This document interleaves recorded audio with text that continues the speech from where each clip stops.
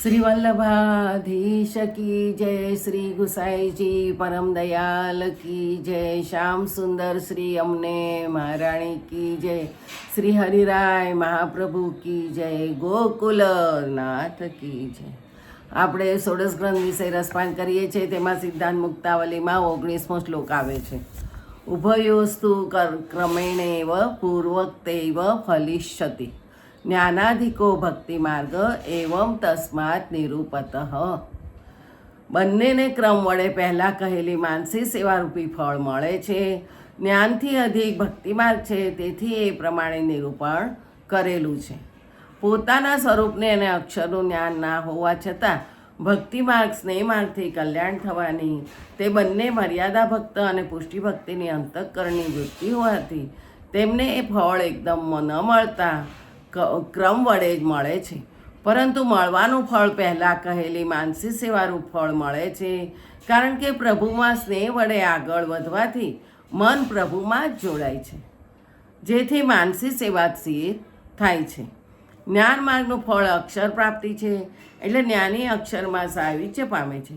ભક્તિ માર્ગમાં જે મર્યાદા ભક્તો છે તેને પ્રથમ જો કે અક્ષર પ્રાપ્ત છે, પણ જ્ઞાની કરતાં તેને અક્ષર પ્રાપ્તિમાં વિલક્ષણતા છે. જ્ઞાનીને ફક્ત સંસારના દુઃખના નિવૃત્તિની જ અપેક્ષા હોવાથી નદી જેમ સમુદ્રમાં મળી જાય છે, પણ મર્યાદા ભક્તોને તો અક્ષર સ્વરૂપના દર્શન સ્પર્શ પણ અને તેની સાથે સંભાષણની ભાવના હોવાથી તેને તેવી પ્રાપ્તિ થાય છે. અને તેવા મર્યાદા ભક્તો પર વિશેષ કૃપા થતાં પુરુષોત્તમના દર્શનાદિકના પણ ક્રમે ક્રમે થાય છે. 20મો શ્લોક. ભક્ત્ય ભાવે તું તીરસ્થો યથા દુષ્ટે સ્વકર્મભી અન્યથા ભાવમ આપન્ન તસ્મા સ્થાનાચ નશ્યતિ. જે પ્રમાણે ગંગા તીરને વિશે રહેલો પોતાના દુષ્ટ કર્મથી અન્યથા ભાવને પામેલો તે સ્થાનથી નાશ પામે છે, તે પ્રમાણે ભક્તિના અભાવમાં પણ ઉત્તમ સ્થાનમાં એટલે બ્રહ્મયોનિમાં અથવા ભક્તને ત્યાં જન્મ થયા છતાં પોતાના દુષ્ટ કર્મ વડે નાશ પામે છે. ભક્તિ ન હોય તો ફક્ત ઉત્તમ સ્થાનમાં રહેવાનું કશું ફળ નથી. જેમ કે ગંગાજીમાં ભક્તિ વગરના ગંગાજીને કાંઠે રહેનારા પોતાના દુષ્ટ કર્મ વડે અન્યથા ભાવને પામેલા, સંસાર આસક્ત થયેલા અથવા પાપાચરણમાં આસક્ત થયેલા તે સ્થાનમાં રહ્યા છતાં પોતાની હાલની સ્થિતિની નાશ પામે છે, હેઠો પડે છે, નીચ યોનિમાં પડે છે. તેમજ ભગવાન પ્રત્યે ભક્તિ વગરનો બ્રાહ્મણ કુળમાં જે ભક્તને ત્યાં જન્મ પામેલો છતાં કાંઈ ફળ મેળવી શકતો નથી, પોતાના દુષ્ટ કર્મ વડે તે મળેલા સારા ઠેકાણેથી નાશ પામે છે, નીચ યોનિમાં પડે છે કે નરકમાં પડે છે. ભગવત સેવાના ઉપદેશનો ઉપસંહાર કરવામાં આવ્યો છે કે 21મા શ્લોકમાં એવમ સ્વશાસ્ત્ર સર્વસ્વમ મયા ગુપ્ત નિરૂપિતમ એતદ બુદ્ધવા વિમુચ્યતે પુરુષ સર્વ સંશયાત. આ પ્રમાણે મેં પોતાના શાસ્ત્રનું સર્વ ગુપ્ત નિરૂપણ કર્યું છે, તે જાણીને પુરુષ સર્વ સંશયથી વિશેષ કરીને મુક્ત થાય છે. સિદ્ધાંત બાબતની મનની તમામ શંકાઓનું આ ગ્રંથથી નિરાકરણ થઈ જાય છે. તેમજ પોતાના કર્તવ્ય શું છે તે બાબતનું પણ આ ગ્રંથનું નિરાકરણ થઈ જાય છે, જેથી સિદ્ધાંત અને કર્તવ્ય બાબત મનમાં સંશય રહેતા હોય તે આ ગ્રંથના અભ્યાસથી પૂરેપૂરા નાશ પામી જાય છે. આજે સિદ્ધાંત મુક્તાવલીને વિરામ આપે છે, પણ એ પહેલાં થોડો સારાંશ જોઈ લઈએ. આ સિદ્ધાંત મુક્તાવલીમાં શ્રી કૃષ્ણની સેવા સદા કરવી, મન પરોવી સેવા થાય તે ઉત્તમ છે, અથવા મન સેવા પરાયણ જ રહે તે ઉત્તમ છે. માનસી સેવાના સાધનરૂપ તનુવિદ્યા સેવા છે. મન પરોવી સેવા કરવાથી સંસારના દુઃખની નિવૃત્તિ અને બ્રહ્મબોધ એ બે અવાંતર ફળ થાય છે. મુખ્ય ફળ તો મન સેવા પરાયણ રહે તે જ છે. ગંગાજીના જળ, તીર્થ અને સાક્ષાત સ્વરૂપ એ 3 સ્વરૂપ છે. જગતના નિયામક 3 દેવ બ્રહ્મા, વિષ્ણુ અને શિવ એ ફક્ત જગતના કામચાર માટે છે. તેઓ સ્વતંત્ર નથી.